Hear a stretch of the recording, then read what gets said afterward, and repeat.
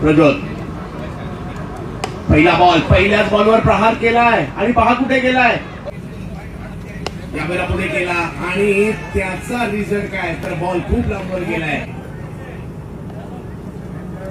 आणखी एक याही वेळेला शोध केलाय, चांगली चपराक या डावात. यावेळेला समोर गणेश डिंगोरे 6 नंबर 6. यावेळेला धोनीच्या बॅटमधून आला फटका, याही वेळेला सीमारेषा ओलांडताना यावेळेला हो आणखीन एक दर्जेदार फटका या ठिकाणी. 103. आणखीन एक विकेट यावेळेला केलाय, चांगला पिक केला या बॉलला.